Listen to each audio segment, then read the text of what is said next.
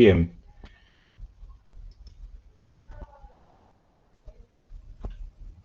Bueno, buenas tardes nuevamente a todos.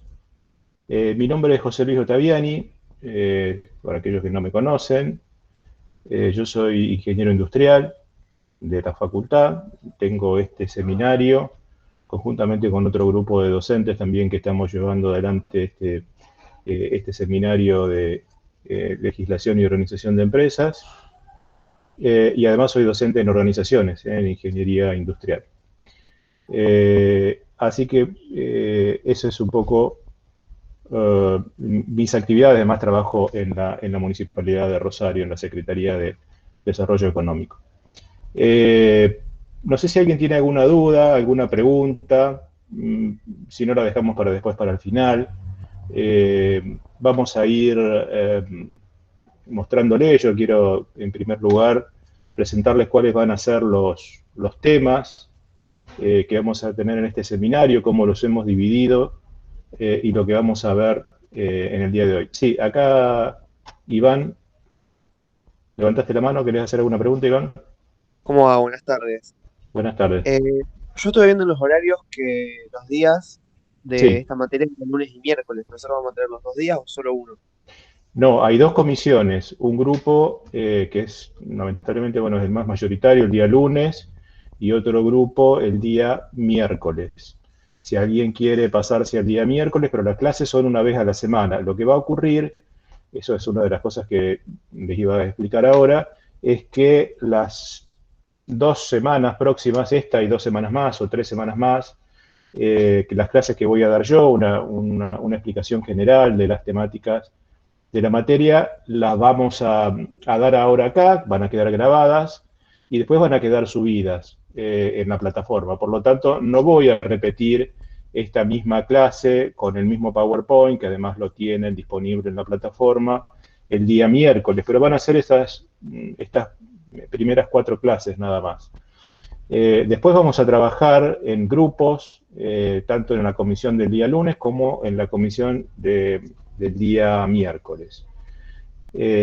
Así que solamente esa va a ser la cuestión. Cuando yo tenga que dar alguna clase, la clase las voy a dar al principio, a menos que coincida algún feriado, el día lunes, y aquellos que no puedan estar presentes el día lunes, la pueden ver en cualquier momento en la plataforma. ¿Ok? Y el campus Pero es uno para el todos. campus es el mismo para todos, sí, sí, el campus es el mismo para todos. Y nosotros Todos. seríamos la edición uno. Ustedes el día lunes la comisión uno, sí, que van a tener que eh, a- armar grupos entre ustedes. Ya ahora les voy a explicar eso en este momento, que les voy a compartir la pantalla. A ver, esto.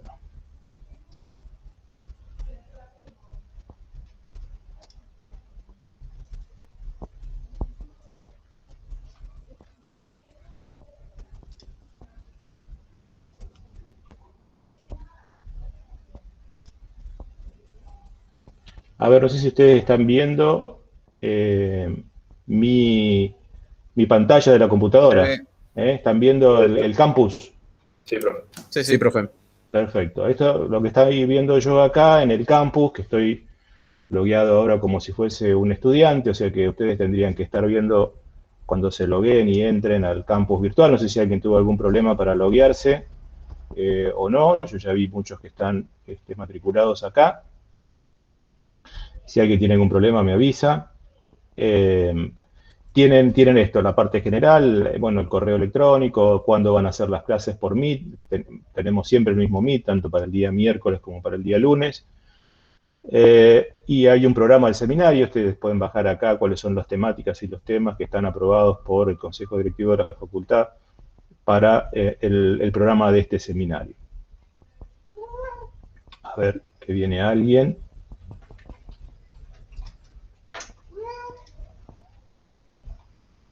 Bien, volvemos.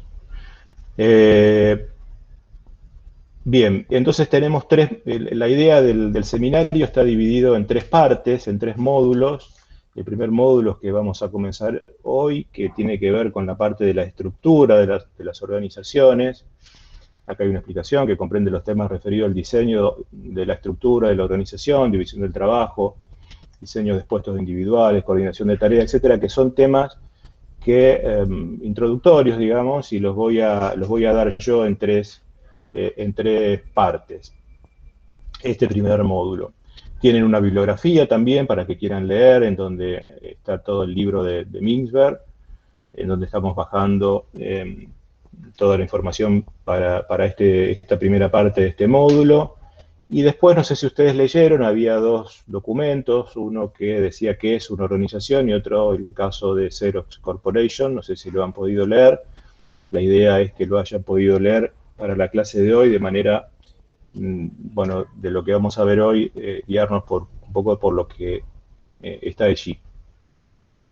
Después tienen 3 preguntas en general para que ustedes autocontesten, que si entran ahí, la primera dice, esta es una pregunta introductoria para que ustedes contesten lo que ustedes crean con respecto a cuál es la idea que ustedes tienen. Por ejemplo, la primera pregunta dice, ¿es posible entender a una organización mediante la comprensión y el conocimiento de las personas que la componen?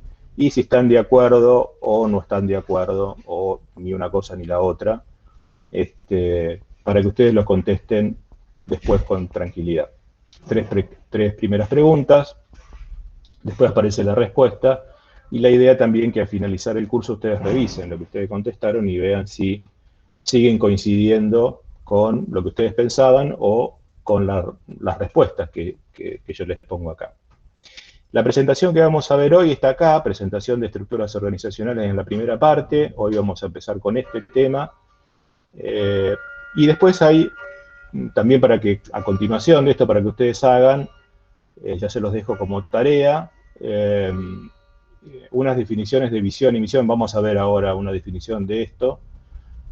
Y después les queda esto como tarea para que ustedes lo hagan y en todo caso la semana que viene lo charlamos. Y finalmente hay también disponible una autoevaluación para que ustedes hagan, para ver si entendieron y comprendieron estos primeros temas. Son 2 o 3 preguntitas multiple choice, para que ustedes se autoevalúen y ver si están entendiendo, si han ido comprendiendo los temas que hemos ido desarrollando en esta primera clase. Y así continuamos con la segunda parte y después la tercera parte de este primer módulo. En el módulo 2 ya tiene que ver con la gestión y con la dirección de las empresas, de las organizaciones, y estos son temas, varios temas, y en función de la cantidad de grupos y de integrantes que tengamos en cada comisión, les voy a ir dando a cada uno un tema, una bibliografía, que van a ser tal vez algún capítulo de un libro, para que ustedes hagan un pequeño resumen. Ya vamos a ver cómo lo vamos a definir en función de un poco de la cantidad de gente y de cómo lo podemos llevar adelante. La idea es que ustedes acá participen ustedes. Y hagamos, como son muchos temas también, la idea es que hagamos una transmisión de conocimiento colaborativo entre todos. Cada uno de ustedes, un grupito de ustedes, va a leer y va a resumir alguno de los temas que tienen que ver con liderazgo, con motivación, con resolución de conflictos, cómo es la comunicación en las organizaciones, etc. Yo les voy a dar una bibliografía, ustedes van a hacer un pequeño resumen y la idea es que lo comenten y a toda la clase, a todos los que están presentes.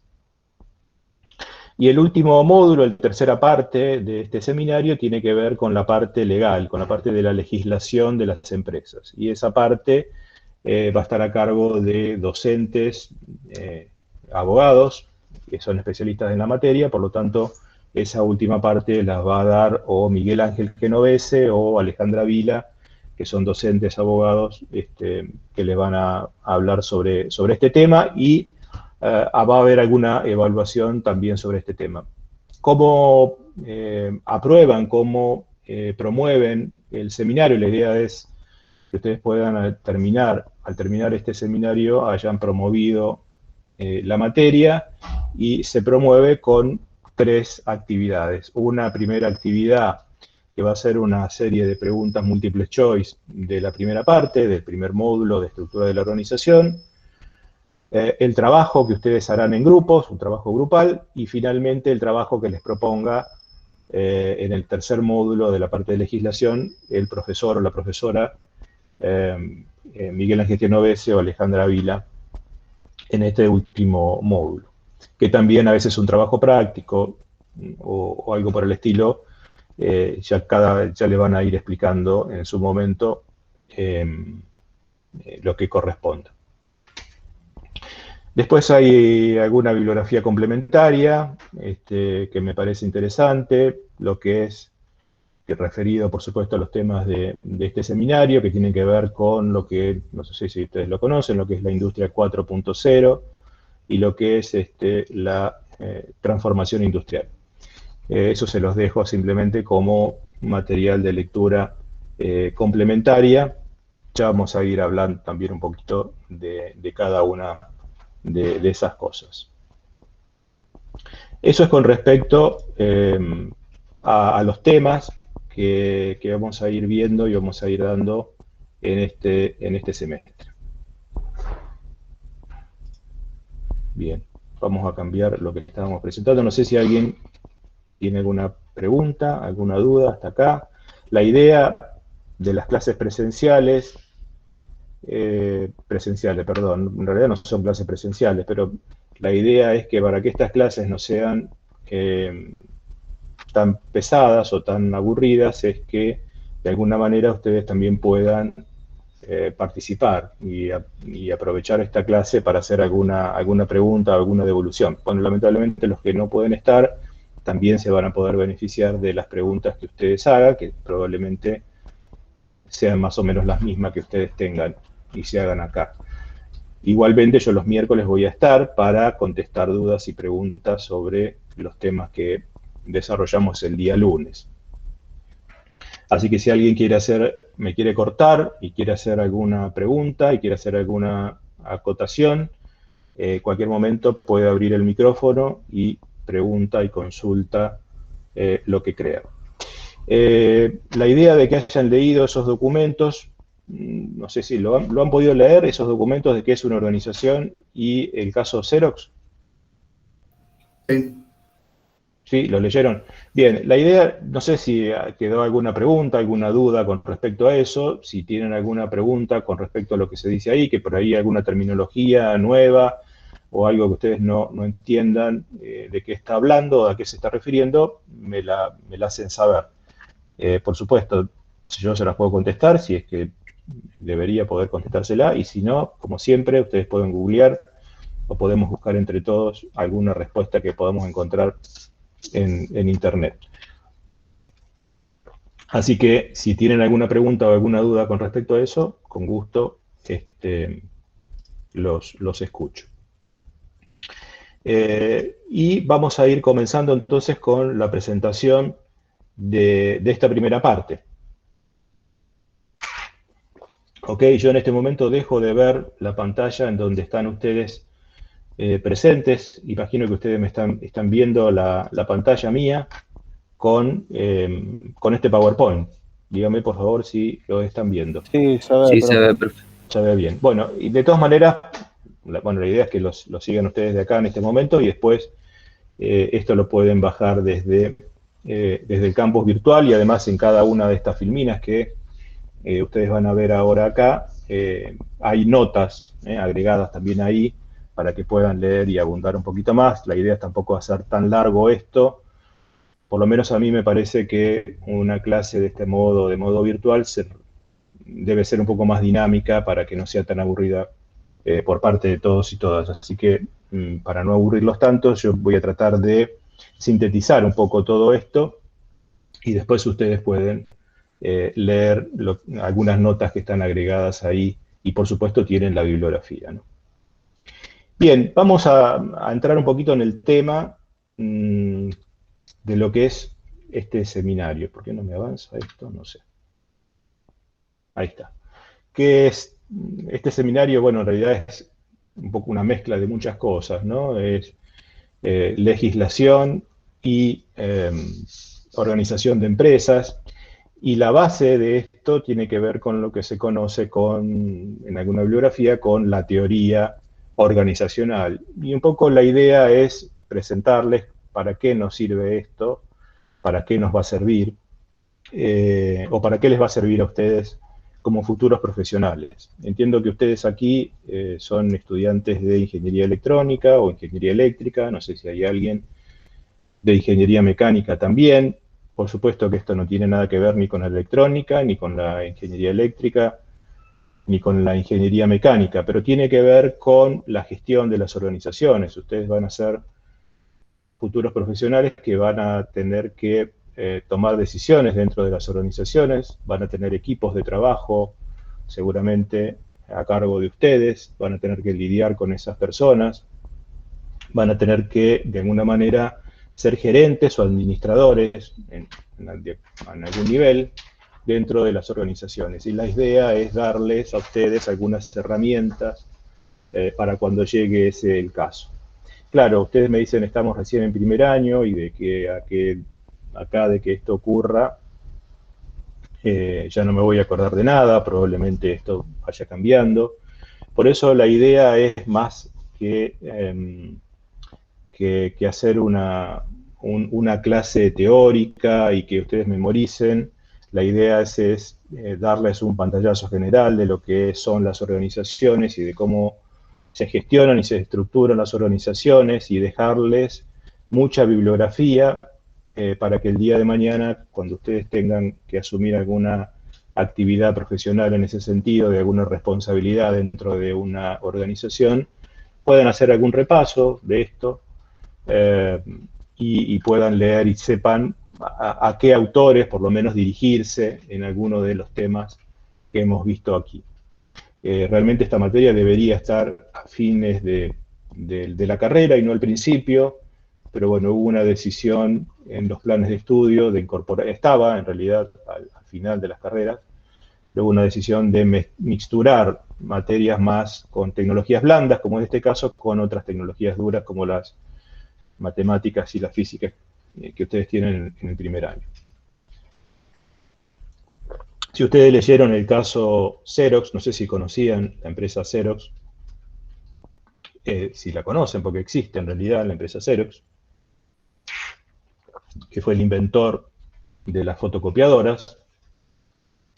Ahí en esa descripción trata un poco todos estos temas, ¿no?, que tienen que ver con los retos actuales que las organizaciones tienen que lidiar o tienen que trabajar o tienen que tomar decisiones estratégicas para poder llevar adelante la organización con algún determinado éxito, ¿no? Todo lo que tenga que ver con la globalización, es decir, el mundo está cada vez más globalizado, no hay nada en ningún país que se autoabastezca y que el consumo de todos sus productos se fabriquen o se produzcan en ese lugar. Por lo tanto, todos los productos que se fabrican o que se consumen en los distintos países se elaboran en distintas partes del mundo. Por lo tanto, las organizaciones están globalizadas o dependen de otros productos que se fabrican o que se hacen en otras partes del mundo.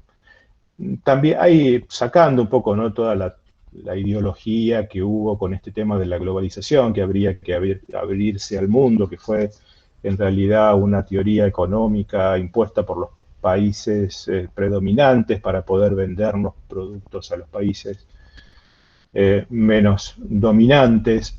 La cuestión es que la cuestión de la globalización existe y es difícil que ningún país pueda competir o pueda tener lo que necesita toda su población sin abrirse al mundo. La idea también es que, por supuesto, siempre quien se ha favorecido con la globalización son las empresas o las organizaciones más poderosas. Pero cuando se crea una organización hay que pensarla también, independientemente del lugar en el mundo en donde se esté, que se debe competir y que hay que lidiar cada vez más con otras organizaciones que están en distintas partes del mundo. Y muchas veces no se sabe cuál es su lugar y origen de las organizaciones. Puede que se haya creado en un determinado país, pero que sus operaciones estén en otros y distintos productos se fabrican en distintos lugares. Supongo que habrán escuchado hablar muchas veces de lo que es la globalización. Y eso ha dado lugar también a mercados muy competitivos, ¿no? Muchos productos que compiten todos contra todos, más allá de algunas regulaciones que se tratan de imponer en algunos países para que no sea tan fácil. La realidad es que cada vez los mercados mundiales, por lo menos, son cada vez más competitivos. Respecto a la ética y responsabilidad social, también, bueno, hay muchos casos en el mundo, por lo menos, seguramente en Argentina también, pero casos muy resonantes en el mundo con respecto a que los gerentes directivos de las organizaciones no han tenido ni la ética ni la responsabilidad social en sus decisiones y en llevar adelante sus organizaciones. Casos emblemáticos que tal vez lo conozcan, como la empresa de Enron y una consultora, Arthur Andersen, no sé si han escuchado hablar. Hay películas, hay documentos, hay un montón de cosas de esta empresa Enron, que era una empresa que creció muy rápidamente en Estados Unidos, una empresa de energía, energía de gas y energía eléctrica, que creció muy, muy rápidamente, pero que en connivencia con esta empresa consultora, Arthur Andersen, las dos, ¿no? Enron era una de las 7 empresas más grandes en Estados Unidos, y Arthur Andersen era una de las 5 consultoras de consultoría legal, pero fundamentalmente de contable de las empresas, una de las 5 más grandes del mundo. Las dos se fundieron o desaparecieron, e incluso sus directivos han ido a la cárcel, porque connivencia de ambos, de Enron y de Arthur Andersen, fraguaban los estados contables. Los estados contables que tenían que presentar a los accionistas hacían ver que la empresa tenía ganancias cuando no las tenía, o ganancias que eran presumiblemente ganancias, que podrían llegar a ser ganancias en algún momento, pero no eran ganancias. Por lo tanto, mostraban resultados económicos que no eran ciertos, por lo tanto, sus acciones tenían un valor en el mercado más alto que el que tenía, porque los directivos tenían acciones en las empresas, entonces habían comprado las acciones a un determinado valor y querían que sus acciones, como ya eran parte de esas acciones, querían que sus acciones valiesen más. Entonces, de alguna manera también estaban engañando a otros accionistas que no participaban de la dirección de la empresa. Bueno, hay otros casos también, pero si ustedes googlean el caso Enron con Arthur Andersen, lo van a poder encontrar. Y también, bueno, hay otro caso, tal vez sea más conocido, el caso de Volkswagen, que los ingenieros habían puesto a sus automóviles un dispositivo para engañar cuando se les medía la contaminación que producían los motores a diésel en Europa, para poder cumplir con las normas Euro 2, Euro 3, etc. Entonces habían inventado un dispositivo electrónico que el motor sabía cuando le estaban haciendo ese control, entonces no emitía las partículas que estaban prohibidas, pero cuando el motor funcionaba libremente en la ruta, eso no era cierto. Y los directivos de Volkswagen lo sabían, aceptaron llevar eso adelante y después tuvieron muchísimos problemas económicos, y fue realmente, bueno, acá tal vez en Argentina no se ha conocido tanto, pero en Europa, en Estados Unidos, eso fue un escándalo realmente. Respecto a la velocidad y capacidad de respuesta, ya vamos a hablar un poco, pero las organizaciones tienen que adaptarse muy rápidamente a los cambios que se van dando permanentemente, o sea que hay que adaptarse con mucha velocidad y tomar decisiones de manera muy rápida y tener una capacidad de respuestas a los cambios. Por supuesto, este caso de la pandemia de COVID, que ha impactado muy negativamente en muchas economías, no en todos, por supuesto, pero en algunas economías muchas empresas han tenido que readaptarse. Pero al margen de esta situación lamentable, la realidad es que desde finales del siglo pasado para acá, los cambios se dan cada vez con una frecuencia mucho más alta de lo que se venían dando en el siglo pasado, ¿no? Durante el siglo XX había mucha más estabilidad en los mercados. Por lo tanto, las organizaciones podían estructurarse y podían tomar una decisión que podía durar y podía mantenerse durante muchos años, cosa que ahora ya no es posible. Bueno, los trabajos digitales, el ámbito de trabajo que se está digitalizando, ¿no? Lo estamos viendo ahora con esto que estamos haciendo acá de dar clases de manera virtual. Pero esta digitalización viene de hace muchos años, ¿no? De hace más de 20 años ya, en donde se está digitalizando toda la actividad. No hay actividad laboral que no se haga a través de un sistema computacional, de un sistema informático. Y además de eso, lo que es Internet y lo que es la comunicación entre los distintos sistemas, entre los distintos procedimientos, en los distintos procesos. Esto es lo que se conoce hoy en día como la cuarta revolución industrial, la industria 4.0. Por eso les dejé ese documento también como una lectura adicional. Es un poco cómo se están transformando las organizaciones. Las organizaciones se transformaron con la primera revolución industrial, o aparecieron las organizaciones que hoy conocemos hasta ahora, que la venimos conociendo de esta manera, con lo que fue la primera revolución industrial a fines del 1700, 1770 y pico, 1780, que es cuando se toma como fecha de inicio de la primera revolución industrial, producto de la aparición de la máquina de vapor.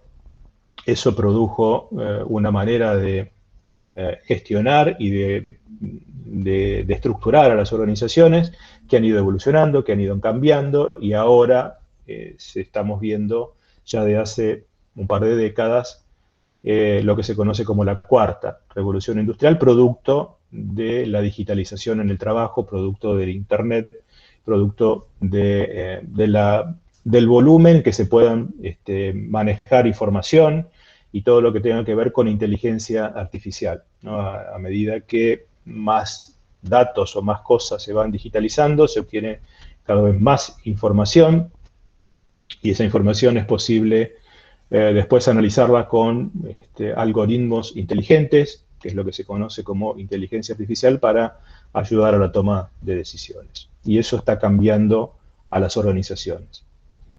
Y el otro tema también que tiene que ver con los retos que están ligados a las organizaciones, tiene que ver con la diversidad cultural, de etnias o de personas que trabajan en las distintas organizaciones. A medida que el trabajo se hace más digital, que se trabaja en distintos lugares con distintos países, y a su vez las personas se movilizan y van a trabajar a distintos lugares, se ocurre que en las organizaciones trabajan personas que vienen con diferentes culturas, diferentes razas, diferentes conocimientos, y eso hay que manejarlo adecuadamente dentro de las organizaciones también, y por supuesto que siempre esa diversidad hace que las organizaciones puedan aprender cosas nuevas y puedan también innovar en alguna manera de llevar adelante sus actividades. Todo esto hace que el estudio de la teoría organizacional, para que nos ayude a explicar un poco lo que viene sucediendo en las organizaciones, lo que ha sucedido en el pasado, como lo que pueda suceder en el futuro, para que podamos gestionar las organizaciones con mayor eficacia. La idea del estudio de las organizaciones se trata de eso, ¿no? De poder gestionar a las empresas y a las organizaciones con una mayor eficacia. Bien. Vamos a entrar entonces a cómo definimos nosotros a las organizaciones. No sé si ustedes tienen alguna idea de qué es una organización. ¿Alguien quiere decirme qué es una organización para ustedes?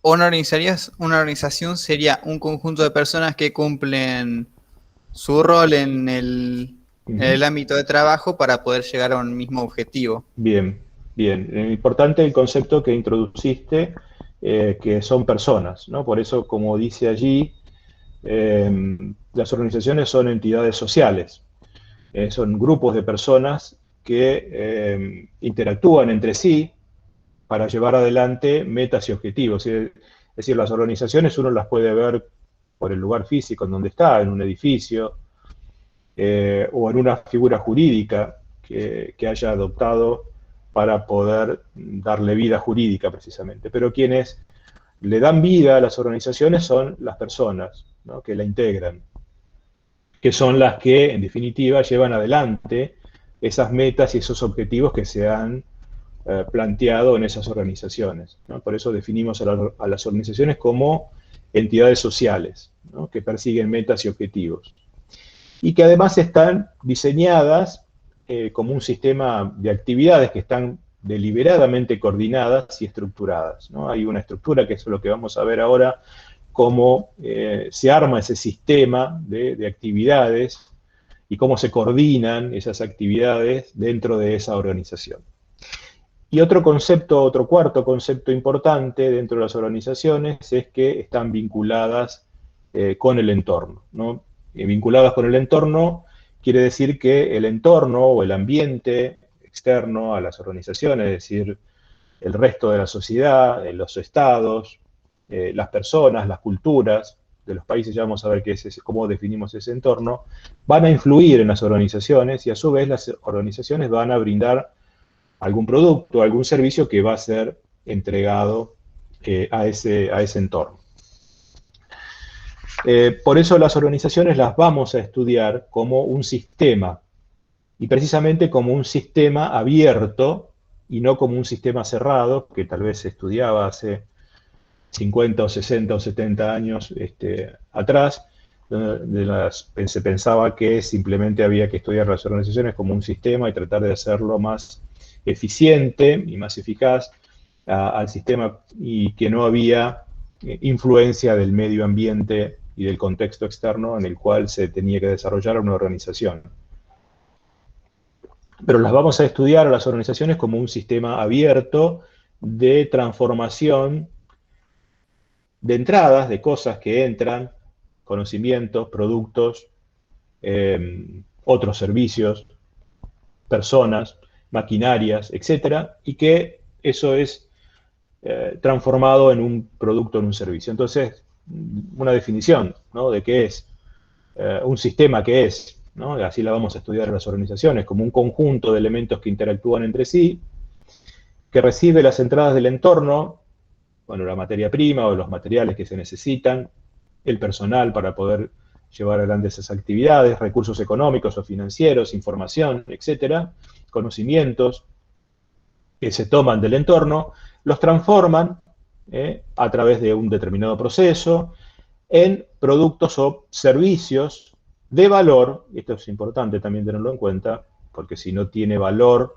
para el entorno, si para alguien que va a pagar por ese producto y ese servicio, no tendría demasiado sentido hacer lo que se está haciendo.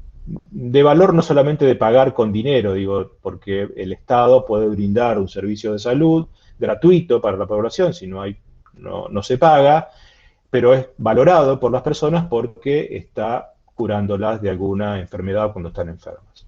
El servicio de educación, por ejemplo, en caso de la universidad estatal como estamos entregando un servicio de educación a los estudiantes, de entregarles un título que suponemos que es de valor para los estudiantes y no lo están pagando, pero que le entrega un valor a la sociedad o al entorno en el cual se está haciendo ese proceso de transformación.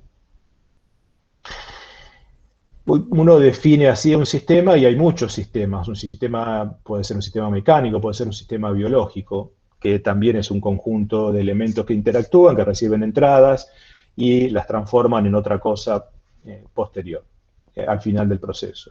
Pero en una organización, la diferencia de sistemas que tiene una organización, además de ser un sistema que es abierto, que interactúa con el entorno para poder sobrevivir, por eso es un sistema abierto, Además, una organización es un sistema abierto que tiene finalidades propias y que las puede cambiar. La organización se puede cambiar a sí misma y dejar de hacer lo que hacía, hacer otras cosas, puede transformar su estructura, puede transformar los procesos que realiza, puede dejar de fabricar o dejar de brindar un determinado servicio por otro, o puede incluso destruirse, no es la palabra, pero puede dejar de existir físicamente. O puede transformarse en otra cosa, dejar de hacer lo que hace o transformar sus procesos o cambiar sus objetivos. Sus finalidades las define la propia organización, a diferencia de un sistema mecánico, por ejemplo. El sistema mecánico fue creado por alguien y no puede ese sistema mecánico cambiar sus finalidades o cambiar sus objetivos. Pero una organización sí puede hacerlo, puede cambiar sus finalidades en tanto y en cuanto necesite hacerlo para poder adaptarse a los cambios que les impone el entorno. Y cuando hablamos de entorno, vamos a definir un poco de qué estamos hablando de entorno y que hablamos de entorno macro y microentorno dentro de una organización. En este diagrama que ustedes pueden ver acá, en el centro aparece la organización con su personal o capital humano o recursos humanos, y aparecen también los que invierten, los accionistas y alguna dirección de esa organización. Entonces aparece, por un lado, lo que está en celeste, el contexto macro, donde aparecen factores tecnológicos, factores políticos y legales, factores económicos y factores sociales. Pueden aparecer otros, pero son distintos factores que cualquiera, en cualquier lugar, en cualquier región, está sujeto a estas variables que no puede controlar la propia organización. Y lo que aparece en este color, no sé qué color es este, un color como rosita, no sé, así quedó. Es como el entorno macro, el entorno micro, el que está más ligado, más cerca a la organización, si tiene que ver con los competidores y con los clientes, con los proveedores, con algunas instituciones financieras o bancos con los cuales tiene que trabaja esa organización, con los sindicatos que le corresponden de acuerdo a la actividad que realice, a los medios de comunicación que están en contacto con la organización, los grupos de interés y con los gobiernos locales. Eso tiene que ver con un contexto micro o más ligado al mercado en el cual la organización tiene que competir. Y con respecto a los factores, ¿a qué me refiero con los factores económicos de un país, por ejemplo? Tienen que ver, bueno, con los indicadores económicos, ¿no? Con los cuales se mide, básicamente, sin entrar en demasiado detalle de esto, pero para que tengan una idea, cuando nos referimos a factores económicos, tienen que ver con algunos índices. Por ejemplo, los índices de inflación que se tienen en un determinado país, si hay déficit público, es decir, si el Estado se tiene que endeudar para cubrir mayores gastos, tiene más gastos que ingresos o no tiene déficit, en fin. ¿Cómo es la tasa de empleo o de desempleo? Es decir, qué nivel de desempleo hay en un determinado país o región, cuál es la tasa de crecimiento del Producto Bruto, cómo es la renta per cápita de ese grupo de personas que están en ese país o en esa región, es decir, la idea de la renta per cápita es básicamente dividir los ingresos que se generan en ese país a través del Producto Bruto dividido la cantidad de personas. La tasa de interés que se cobra para conseguir dinero, cuál es el tipo de cambio, cómo es la balanza comercial, etc. Todos factores que tengan que ver con la macroeconomía. Los factores socioculturales y demográficos que tienen que ver con la demografía, con el nivel educativo de la población, el envejecimiento de la población, la incorporación laboral de las mujeres y de los jóvenes en las empresas, cómo son los valores culturales, cómo es la ética, los estilos de vida, etcétera. Todas estas cuestiones que, por supuesto, cambian de regiones y de países. los valores culturales y, y cómo vemos las cuestiones éticas en distintas culturas, en distintos países son diferentes, y cómo es el nivel educativo, por supuesto, que es diferente en cada lugar y en cada región. Conocer todo esto, todos estos factores son importantes para tomar decisiones y para ver cómo esa organización que se tiene que crear o desarrollar o competir en un determinado país, en un determinado lugar, tiene que conocerlos para saber con lo que va a enfrentar y que no los va a poder modificar o va a tener alguna influencia muy, muy mínima en todos estos factores. Por lo tanto, se va a tener que amoldar de alguna manera a esa situación. Los factores tecnológicos tienen que ver con lo que conocemos con la tecnología, ¿no? Que es el conocimiento, las técnicas, las máquinas, los instrumentos, herramientas, etcétera, necesarios para llevar adelante la actividad de la empresa. ¿Qué tecnología, qué conocimientos necesita esa empresa, esa organización para llevar adelante sus actividades? Bueno, el desarrollo tecnológico a través de las innovaciones generan cambios, siempre van apareciendo nuevas tecnologías, esto que decíamos antes de la digitalización en el trabajo.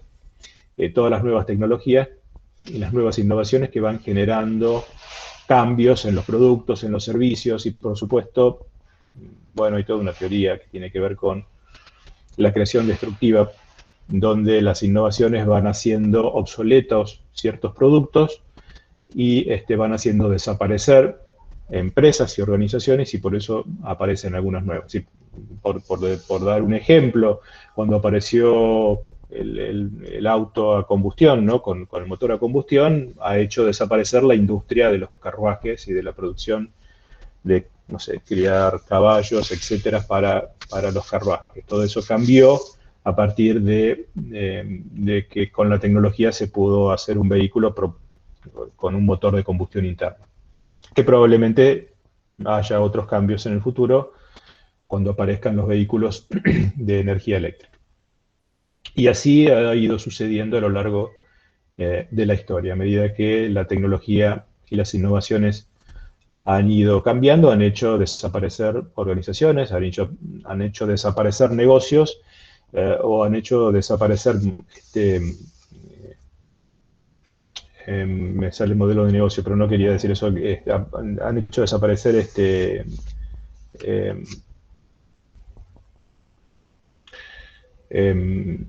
empresas y mercados para que aparezcan otros nuevos. ¿No? El hecho de la irrupción de Internet y de los celulares inteligentes, etcétera, han hecho que vayan apareciendo otros mercados que no existían antes porque no existía Internet o porque no existían los celulares. Y por último, el otro factor que tiene que ver con las cuestiones políticas, legales y reglamentarias de un determinado país y una determinada región. Fundamentalmente con los países, ¿no? ¿Qué factores políticos y legales y reglamentarios existen en ese país? Todo lo que tenga que ver con legislación laboral, de higiene y de seguridad en el trabajo, cómo es la política fiscal, cómo es con respecto a los incentivos, subvenciones y promociones industriales o políticas proteccionistas que se dan para llevar adelante una determinada organización. Hay algunas actividades que están solamente se pueden realizar si el Estado admite que se hagan, como por ejemplo la extracción de petróleo en Argentina, o la extracción de minerales, o todo lo que está en el subsuelo en realidad. Tanto minerales, excepto el agua, que no sé por qué, pero todo lo que sea la industria minera, solamente la pueden realizar empresas que tengan una habilitación o que el Estado les permita hacer esa actividad de minería, tanto de petróleo como de extracción de gas o hierro, carbón, etc. Lo mismo que actividades que tengan que ver con el transporte público de personas. Según nuestra legislación, solamente es el Estado quien puede decidir o definir quiénes pueden hacer esa actividad. Algunas tienen regulaciones, como en este caso, y otras actividades no las tienen. Y hay también incentivos y subvenciones o promociones industriales para que se radiquen o para que se desarrollen algunas actividades económicas o industriales. ¿Cómo son las políticas de retenciones? Por ejemplo, políticas de retenciones a las exportaciones, si se cobra retenciones a las exportaciones, como el caso de nuestros productos primarios, como es la soja, o no sé si ahora tiene el trigo o el maíz, que tienen algunas retenciones para poder ser exportadas, o no. Algunos productos lo tienen, otros no. Bueno, cómo son las normas de calidad que se exigen para brindar algún producto o servicio, cómo es la protección de marcas y patentes, que hay legislaciones al respecto, que algo de eso vamos a ver, ustedes van a ver en la parte de legislación de las organizaciones. Todo lo que tenga que ver con la responsabilidad por parte de las empresas por daños o desperfectos del producto, por contaminación ambiental. En fin, todas estas cuestiones que tienen que ver con el poder político que puede, como dice acá, impulsar o limitar que se hagan actividades económicas o de negocios. Esto es un pantallazo de lo que estamos refiriéndonos con el entorno al cual las organizaciones tienen que adaptarse y ir adaptándose a los cambios que esos factores no controlables pueden influenciarlos para poder ser más eficaces y más eficientes en sus actividades. Bien, empezamos entonces, no sé cómo estamos de tiempo, tenemos todavía un rato. Empezamos a ver cuáles son los factores que caracterizan a la organización y vamos a ver un poco de todas estas cuestiones. Ahora vamos a definir un poco qué es, con respecto a la finalidad, qué es la misión, la visión, objetivos, metas, los valores de las organizaciones. Otro factor que tiene que ver propiamente cuando se define la organización, estamos viendo ahora cómo se definen los roles y las tareas dentro de la organización, cómo es la división de la autoridad y del poder formal dentro de las organizaciones. Esa organización, si se crea de manera indeterminada por una duración indeterminada o es explicitada en función de un objetivo. Cómo son los sistemas de comunicación y de coordinación de esas tareas dentro de la organización. Y por supuesto, cuando se definen objetivos, cuando se definen metas y cuando se definen algunos objetivos a alcanzar, tendrá que haber, el último punto, criterios de evaluación y de control de resultados. No vamos a entrar en detalle en eso ya, pero si defino un objetivo, tengo que definir cómo voy a medir o cómo voy a evaluar alcanzar ese objetivo y ese resultado. Y los elementos que componen a las organizaciones, que es un poco lo que vamos a hablar en esta clase de hoy, tiene que ver con una definición de qué es la misión, y por eso les dejé esa tarea después para que ustedes busquen en internet definiciones, a ver cómo las organizaciones que ustedes quieran, las que les guste, o las que encuentren en internet, pero generalmente casi todas las empresas más o menos importantes tienen una definición de misión y de visión y de valores con los cuales han sido creados o por qué han sido creadas esas organizaciones. Así que les dejo como tarea, después ahora vamos a ver cómo se define una misión y una visión, pero les dejo como tarea que ustedes busquen definiciones de visión y de misión. Después, si quieren, la semana que viene lo comentan. Vamos a hablar de estrategia. Las organizaciones definen estrategia, vamos a ver qué es una estrategia. Las organizaciones, como ya dijimos, son sistemas sociales integrados por personas y esas personas interactúan entre sí. Por lo tanto, ese es el elemento más importante, diría yo, de las organizaciones y es lo que vamos a hablar en la segunda parte, en el segundo módulo, o van a estar ligadas a las personas y a cómo tratar de que esas personas brinden lo mejor de cada una de ellas en las organizaciones.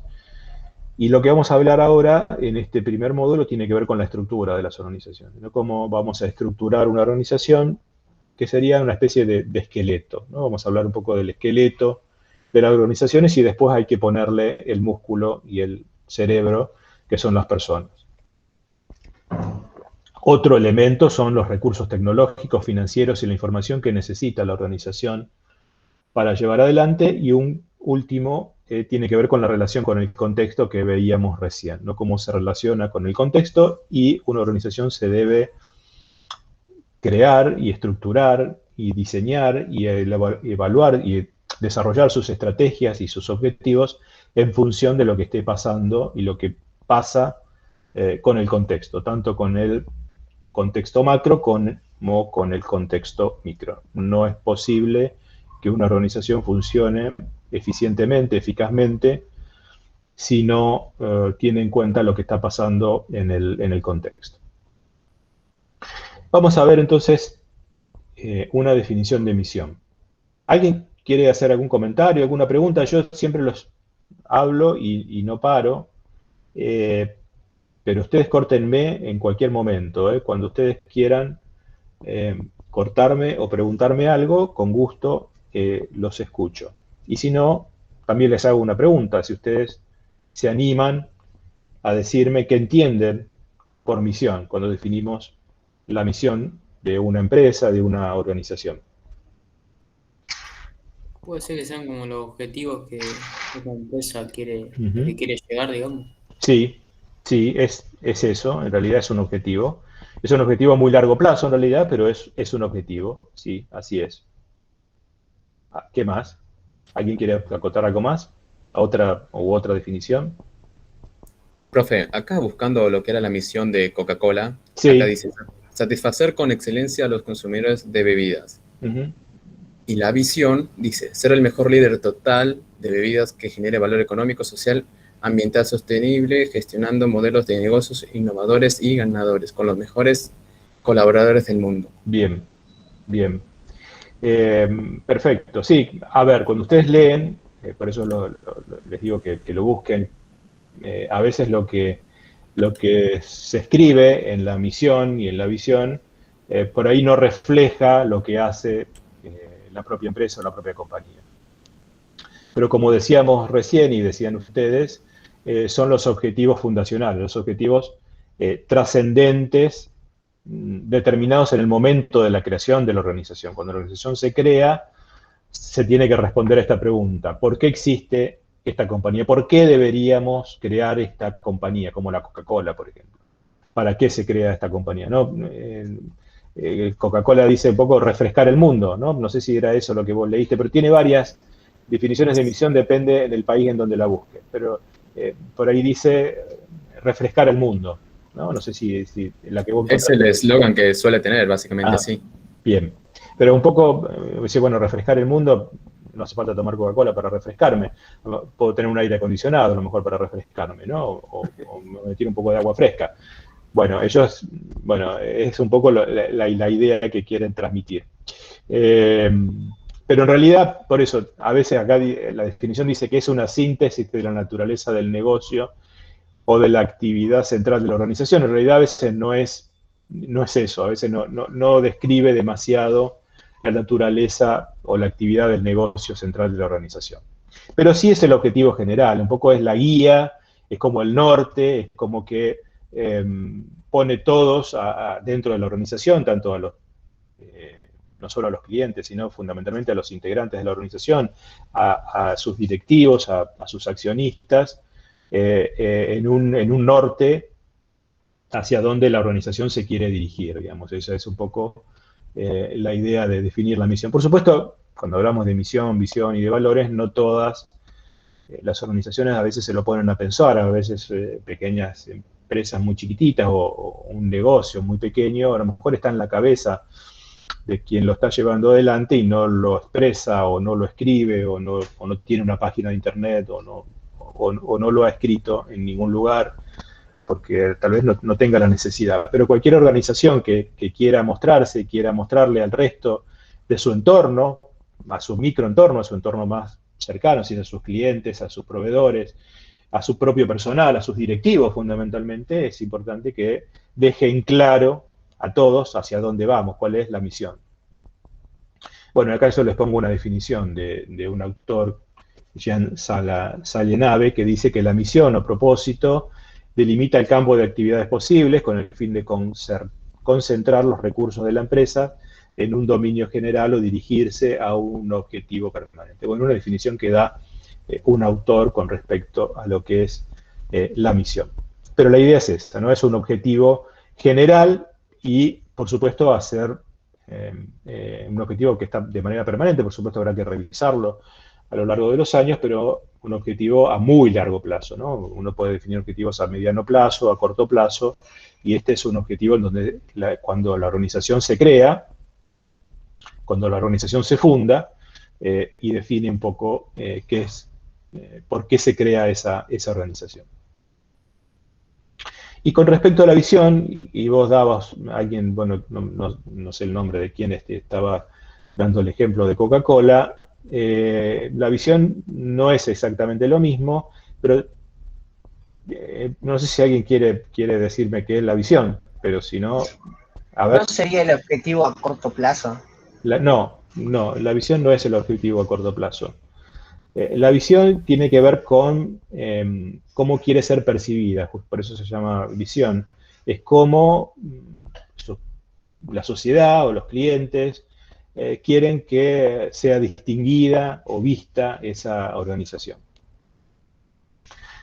Una definición que pone Santiago Lasati es una visualización de una situación futura y deseable que se aspira a lograr en un horizonte más bien lejano, aunque no necesariamente esté claro el camino para ello. No es que en la visión van a decir cuáles son las estrategias para llegar a esa situación futura o deseable de la organización. Pero tiene que ver con esto. Se relaciona con el modo en que va a actuar en términos generales, es decir, va a ser una organización que, por ejemplo, que va a estar acorde con el cuidado del medio ambiente o que va a cuidar el centavo o el peso de los clientes, o que va a brindar un producto de excelencia o de mucha calidad, o que va a ser líder en el mercado, en ese producto, quieren ser los mejores en ese mercado, quieren ser vistos al menos, no hay ninguna, digamos, ninguna competencia mundial que uno pueda decir este es mejor que el otro, pero es lo que las empresas quieren ser. Si queremos ser líderes en el negocio, tal vez ser líderes a veces tiene que ver con manejar el mayor porcentaje de mercado, ¿no? La mayor porción del mercado. Es decir, si en el mercado se venden, no sé, $1.000 millones de ese producto, bueno, esa organización tiene, no sé, más de un 50% de lo que se conoce como market share de ese mercado, ¿no? Que maneja la mayoría de las ventas de ese producto en ese mercado. Entonces, así a veces las organizaciones se definen como líderes del mercado. A ver, estoy viendo el chat. No hay nada, porque había escuchado un ruidito. No sé si hay alguien que levantó la mano o preguntó algo. Pero además, como el segundo punto, la descripción de la visión tiene un objetivo muy importante dentro de la organización que trata de motivar a los miembros de la organización, ¿no? De que los empleados, los gerentes y los miembros de la organización se sientan motivados para trabajar en ese tipo de organización porque tiene una clara visión que supuestamente debería coincidir con la propia visión que tiene de cómo son las organizaciones, de cómo ve el mundo las personas que trabajan en esa organización. A veces ese es uno de los objetivos por los cuales las organizaciones describen su visión y describen sus valores, también en lo que creen. Bueno, también se trata de lo que la empresa quiere ser en el futuro y define qué posición desea ocupar ante la sociedad, ¿no? Un poco esto que les decía antes. Para comparar, ¿no?, una cosa y la otra, la visión establece cómo la empresa desea llegar a ser considerada y percibida en el futuro. En realidad no en el futuro, sino en el futuro próximo, digamos. La organización va a trabajar y va a hacer actividades y va a tomar decisiones para ser percibida de esa manera como se es descrita en esa definición de visión, y la misión determina dónde está y para qué fue creada esa organización. Pero busquen ustedes definiciones se va a entender un poco mejor que ver una definición dada por un autor, cómo las empresas y las organizaciones definen sus sus visiones y sus misiones y también sus objetivos y sus valores, ¿no? Muchas veces las organizaciones definen valores, qué es lo que creen, en diferentes cuestiones que tengan que ver con, no sé, con el medio ambiente, con el cuidado del medio ambiente, con la responsabilidad social, etcétera, etcétera. Algunos lo ponen y otros, que a veces tienen cosas que ocultar, no dicen nada. Pero por lo general, una organización con cierto nivel de responsabilidad social hace una declaración de su misión y de su visión y de sus valores. Así que les dejo para que ustedes después googleen y busquen distintas definiciones de cómo definen las propias organizaciones su visión y su misión. No sé si alguien quiere preguntar algo, hacer alguna acotación con respecto a esto, si esta es la idea que tenían de visión, si quedó claro.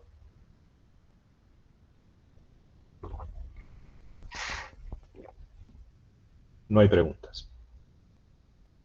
Bien, una de las cuestiones que se van a ver en las organizaciones tienen que ver con los objetivos. La misión dijimos que es un objetivo. Y permanentemente en las organizaciones van a estar definiendo objetivos de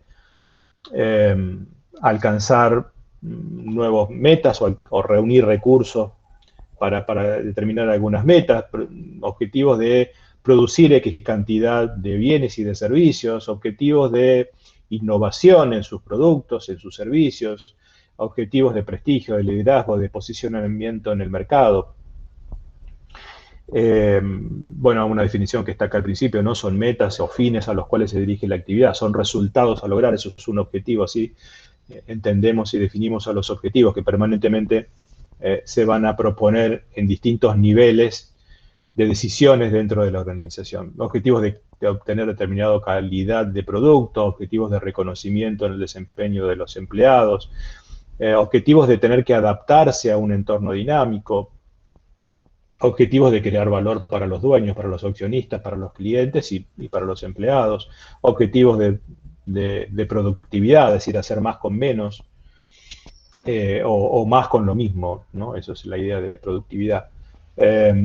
Y resolver todo esto que estábamos viendo también al principio de los retos de la organización, los desafíos que tienen que ver con la diversidad, con la ética, con la motivación y con la coordinación de los empleados.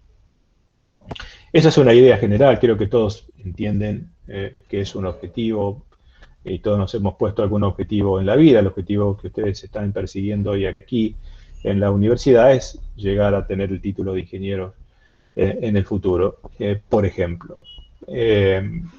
Ahora, los objetivos dentro de la organización los podemos definir o aparecen con distintos nombres dependiendo en qué lugar de esa pirámide organizacional se encuentran, ¿no? Si estamos dentro de la cúspide de esa pirámide, donde están quienes dirigen la organización en el consejo de administración, los llamamos esos objetivos a misión o propósito. Si son gerentes de alto nivel, gerentes generales de algún área, etcétera, serán objetivos estratégicos.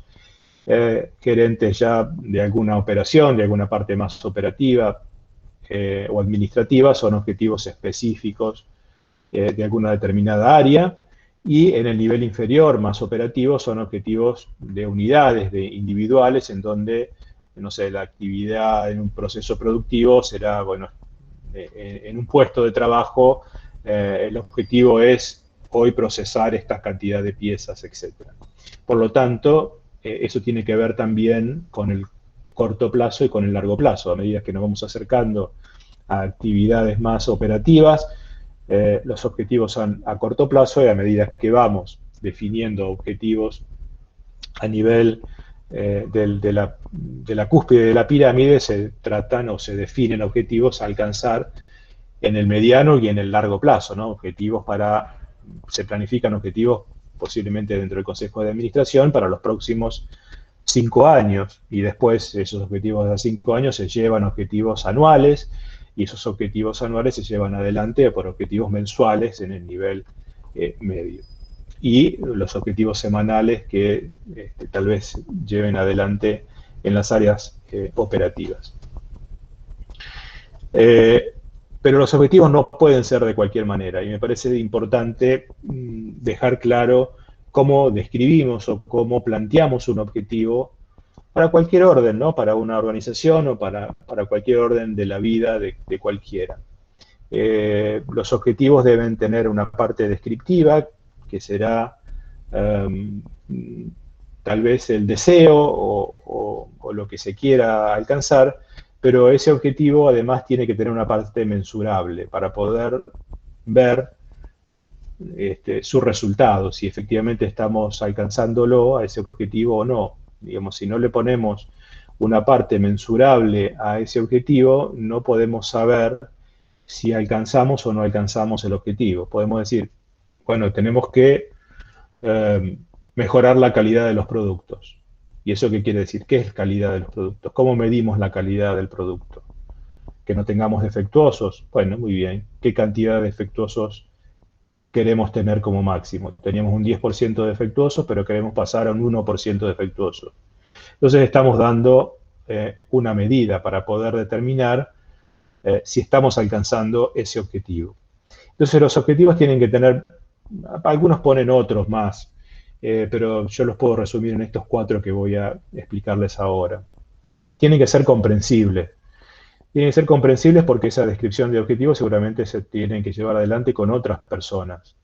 Hay que explicarles de qué se trata ese objetivo, por lo tanto deben ser entendibles por el resto de las personas que tienen que hacer alguna actividad para alcanzar ese objetivo. Por lo tanto es importante que sean entendibles o comprensibles, pero además tienen que ser aceptables en el sentido de alcanzables o logrables. Es decir, cuando planteo un objetivo tengo que ver que se tienen las condiciones económicas, financieras, de conocimientos, de recursos, para poder alcanzarlos.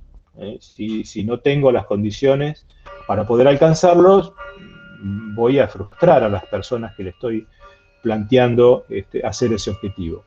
A ustedes les pueden decir el objetivo, bueno, ustedes tienen que recibirse en una carrera de 5 años en 1.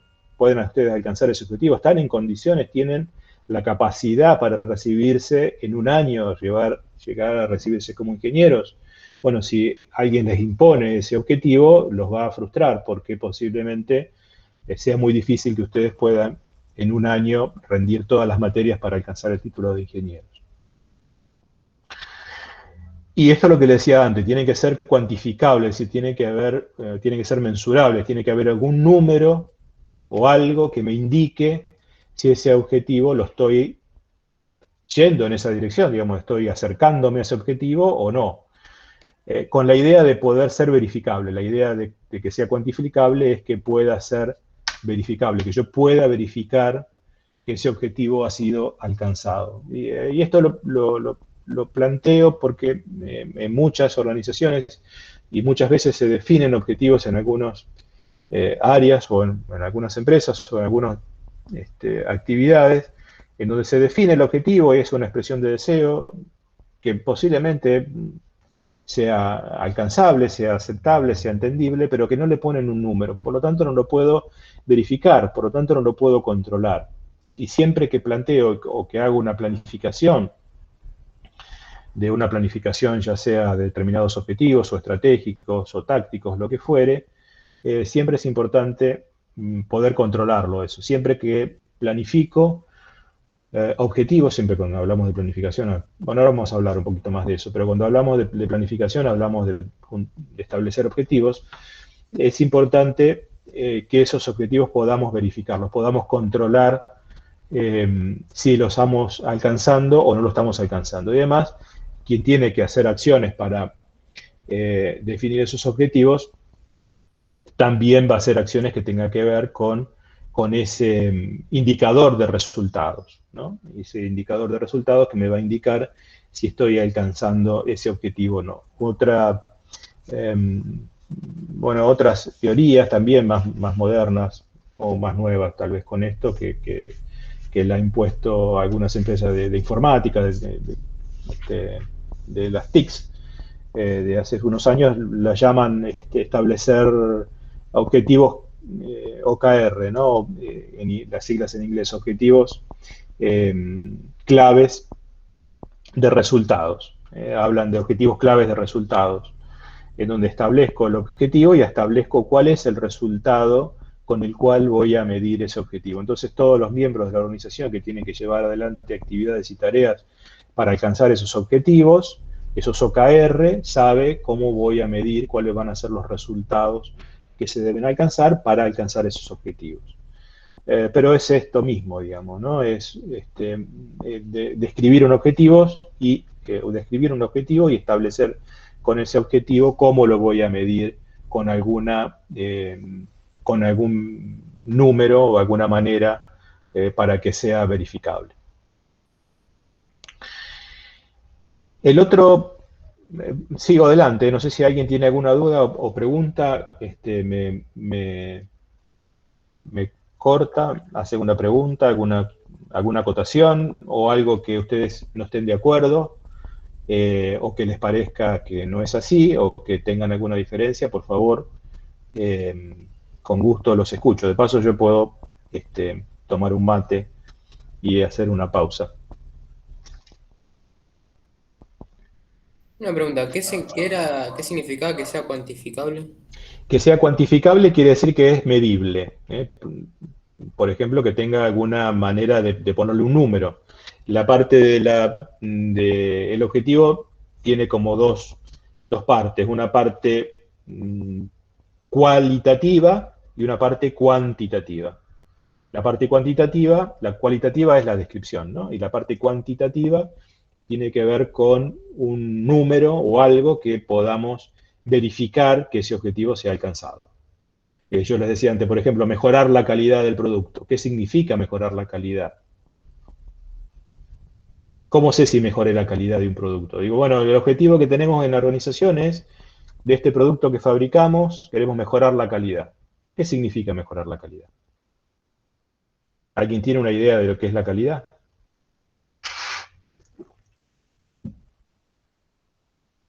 Que no se rompa, que dure más tiempo, que tenga determinadas dimensiones más precisas y más exactas. No sé. Eso tiene que verse después reflejado en las ventas, que por ejemplo se venda más por cierta... Bueno, ese puede ser otro objetivo, aumentar las ventas. Queremos aumentar las ventas. ¿Cómo queremos aumentar las ventas? Y mejorando la calidad, porque tenemos muchos rechazos o muchos clientes nos devuelven el producto porque falla su calidad, porque no cumple con lo que prometimos. Que no tiene nada que ver, a ver, cuando hablamos de calidad, me desvío un poco en el tema, tal vez ustedes lo vean un poco mejor en el otro seminario de gestión de la calidad, precisamente. Me desvío un poco en los temas nuestros, pero bueno, si ustedes también hacen gestión de la calidad, pueden charlarlo ahí, preguntarle a los profesores que tienen ahí en gestión de la calidad. Cuando hablamos de normas de calidad, las normas de calidad no establecen que un producto sea más durable, más resistente, digo, sí, puede que lo sea también, pero me refiero a que la norma de calidad no dice cuánto tiene que durar, no sé, un auto, por ejemplo. Este auto tiene normas de calidad, pero ¿cuántos años tiene que durar este auto sin tener que llevarlo al taller mecánico? No establece nada de eso. Lo que se establece en las normas de calidad, cuando uno habla de normas de calidad, que no sé por qué se llaman así, porque la verdad que no tiene mucho que ver con la calidad, tiene que ver con la repetitividad. En realidad lo que aseguran las normas de calidad es que si yo te digo que este producto tiene tal composición de materiales y tales dimensiones, el producto primero fabricado en esa línea de producción como el último fabricado en la línea de producción tienen exactamente las mismas condiciones, ¿no? Las mismas condiciones de componentes o de cómo ha sido realizado. Garantizo repetitividad, es decir, las normas de calidad garantizan repetitividad. Se han creado justamente en la producción de la producción en masa, de la producción en serie, para que la serie fabricada en el día de hoy sea la misma que la que se fabrica el día de mañana y la que se va a fabricar dentro de 20 años. Siempre igual, con la misma característica. porque la industria necesitaba repetitividad, necesitaba que si algo que te compro hoy con determinadas dimensiones, cuando lo vuelva a comprar para el próximo lote que voy a fabricar, quiero que tenga las mismas dimensiones, porque si no tengo que estar modificando el producto en el cual lo estoy incorporando, digamos, ¿no? Y tendría que estar readaptando lo que estoy haciendo porque lo que me vendiste hoy no es lo mismo que lo que me vendiste hace un mes o un par de años atrás. La idea de las normas de calidad es garantizar repetitividad y trazabilidad en la producción de esos bienes de producción en serie y de producción en masa. Pero no te garantizan que ese producto sea bueno, ¿no? Como uno conoce la calidad, que es lo que el consumidor final dice, no, este producto es bueno, me hace bien, o es bueno porque lo compré hace, no sé, tengo un televisor que lo compré hace 20 años y todavía se ve como el primer día. Bueno, eso es otra cosa. Por supuesto que si está bien hecho y tiene y sigue ciertos estándares, posiblemente logre cierta calidad que el cliente después percibe. Bueno, me desvié del tema con respecto a la calidad. Entramos con las características de definición de objetivos y entramos en la cuestión de calidad. Pero la idea es, volviendo a los objetivos, no sé si te contesté la pregunta de lo que quiere decir cuantificable, quiere decir ponerle un número. Y puse el ejemplo de la calidad porque es algo muy intangible. Lo que es calidad para mí no es lo mismo que calidad para otro o para otro usuario.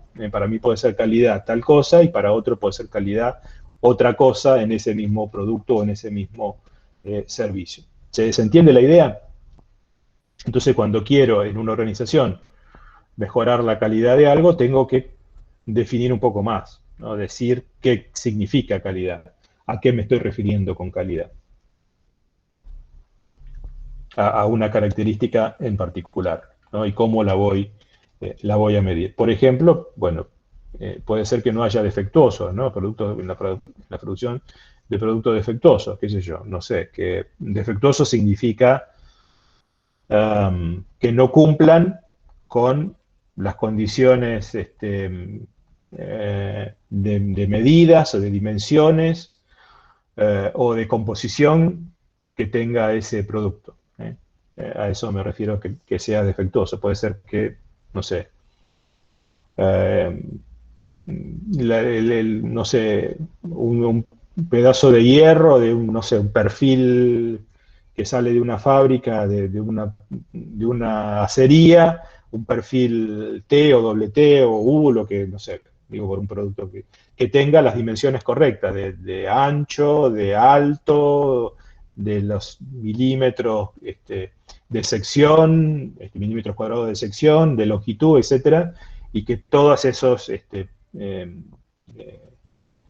perfiles sean exactamente iguales, ¿no? Por lo menos dentro de un determinado rango. Por supuesto, cuando estamos hablando de una dimensión, habrá más o menos un porcentaje, ¿no? Siempre cuando se mide, bueno, esto tiene que ver con las mediciones, pero digo... Claro, como por ejemplo la calidad de trabajo en una empresa metalúrgica, que te piden una cantidad exacta de medida para tantas piezas y tienen que salir todas iguales. Exacto. Y que sean todas iguales. Y si hay alguna que porque en el proceso hubo algún problema en el proceso de producción o la máquina estaba funcionando fuera de su estándar, bueno, esas piezas son descartadas.